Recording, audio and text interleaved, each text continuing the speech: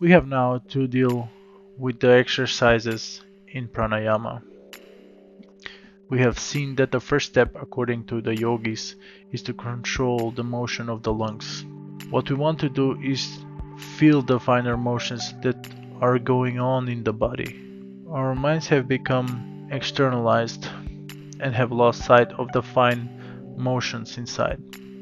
We can begin to feel them when we begin to control them. These nerve currents go on all over the body, bringing life and vitality to every muscle. But we don't feel that. The yogi says we can learn to do so. How? By taking up and controlling the motions of the lungs. When we have done that for a sufficient length of time, we should be able to control the finer motions. We now come to the exercise in pranayama. Sit upright. The body must be kept straight. The spinal cord, although not attached to the vertebral column, is yet inside of it. If you sit crookedly, you disturb this spinal cord, so let it be free. Anytime you sit crookedly and try to meditate, you do yourself an injury. The three parts of the body, the chest, the neck, and the head, must be always held straight in one line. You will find that by a little practice, this will come to you as easy as breathing. The second thing is to get control of the nerves. When we have said that the nerve center that controls the respiratory organs has a sort of controlling effect on other nerves, and rhythmical breathing is therefore necessary, the breathing that we generally use should not be called breathing at all.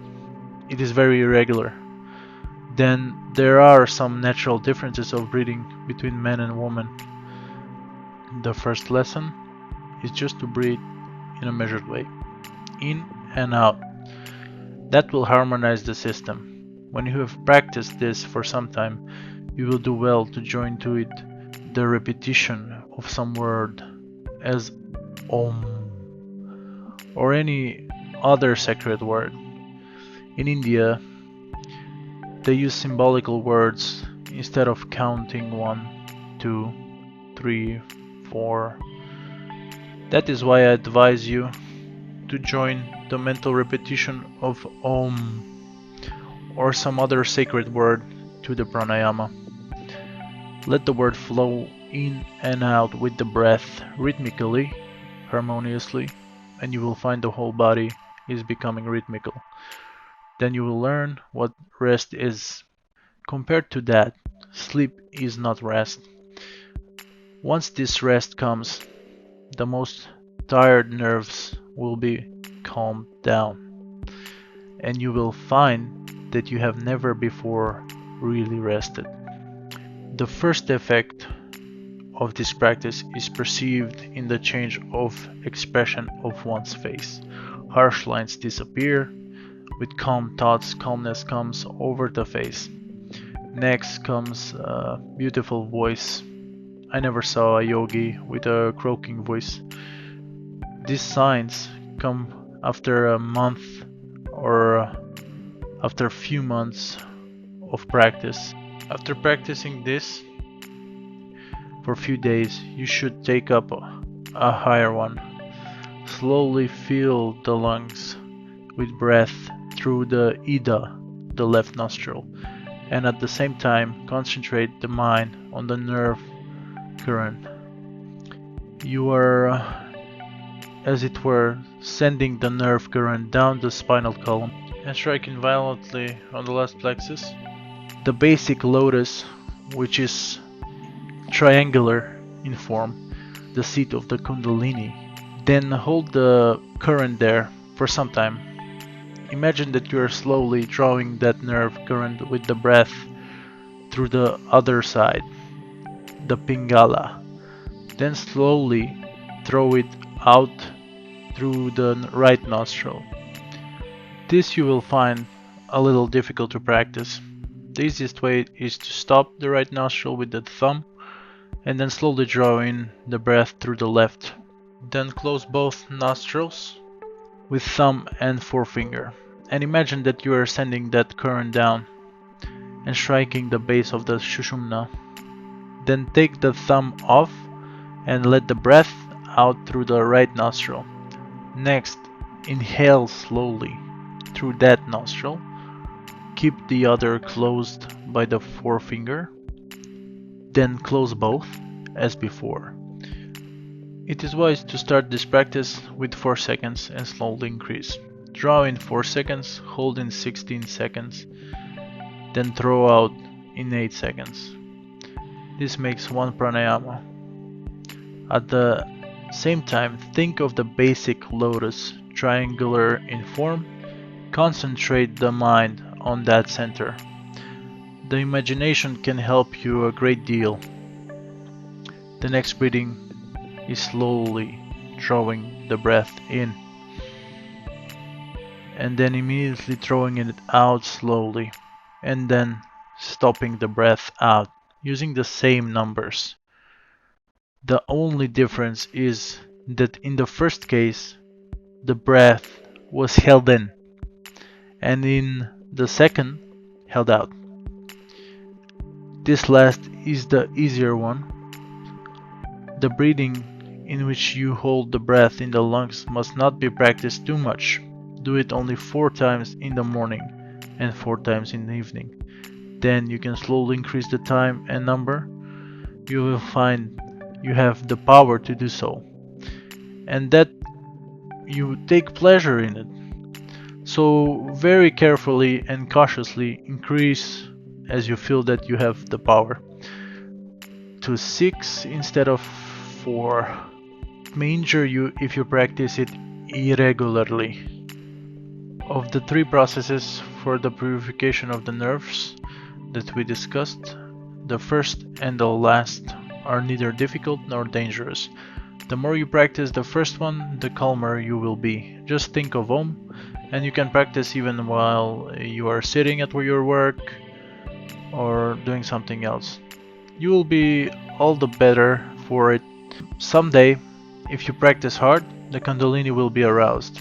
For those who practice once or twice a day, just a little calmness of the body and the mind will happen, and a beautiful voice. Only for those who can go on further, the Kundalini will be aroused and the whole nature will change, and the book of knowledge will open. No more will you need to go to books for knowledge. Your minds will have become your book, containing infinite knowledge.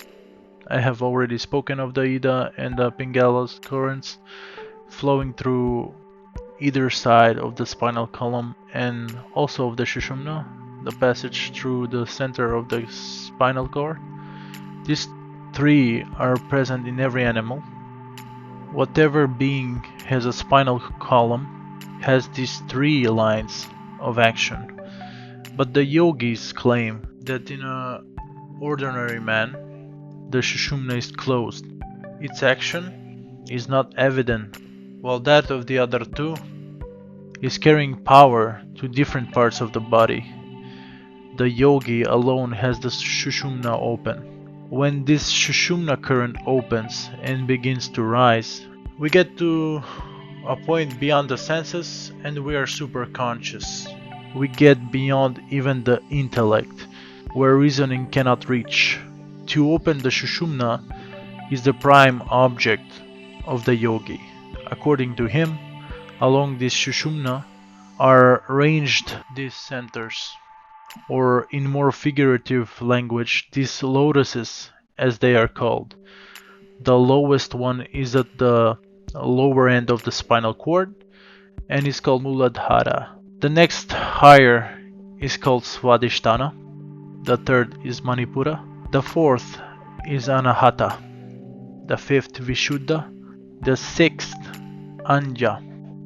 And the last, which is in the brain, is the Sahasrara, or the 1,000 petals. This is the last of the spinal. There are 2 more chakras above the body, but those are for those who die, or bodiless, as we call them.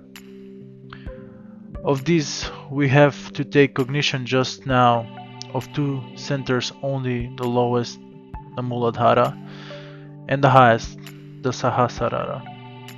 All energy has to be taken up from its seat in the Muladhara and brought to the Sahasrara. The yogis claim that of all the energies that are in the human body, the highest is called Ojas. They call it that.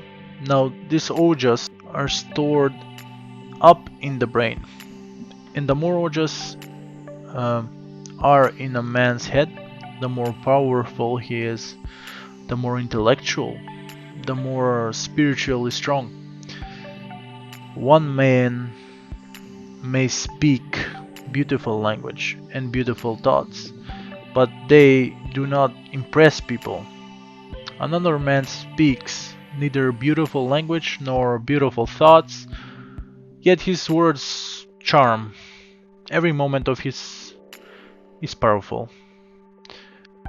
This is the power of Ojas. Now, in every man, there is more or less of this Ojas stored up. All the forces that are working in the body in their highest become Ojas.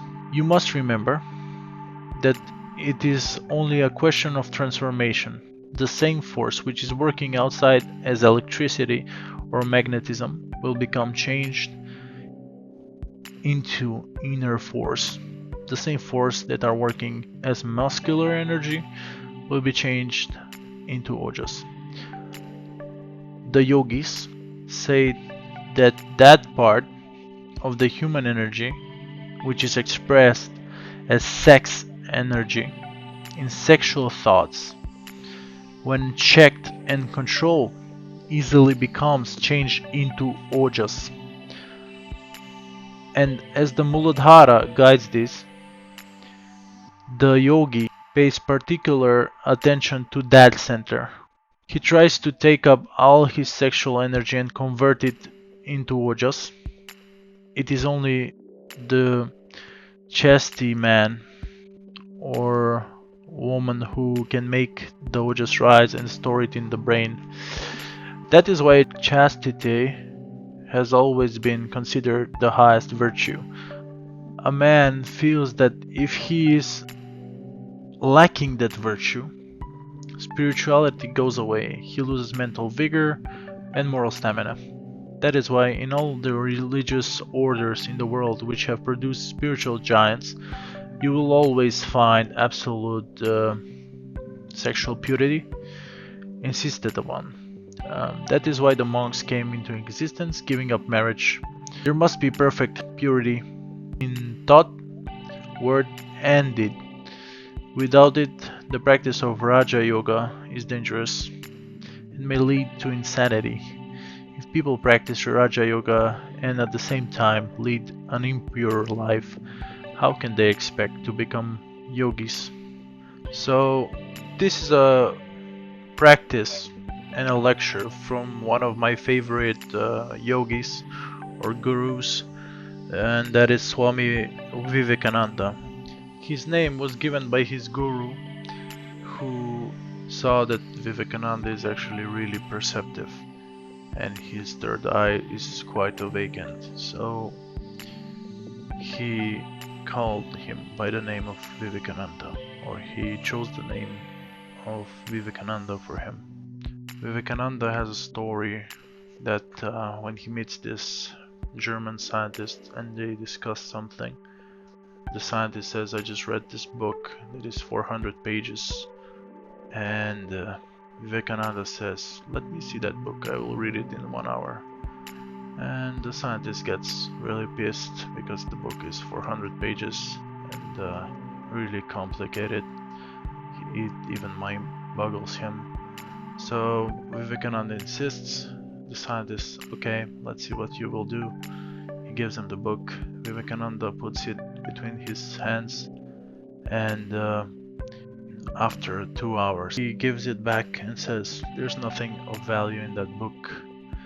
And the philosopher or scientist is really like confused.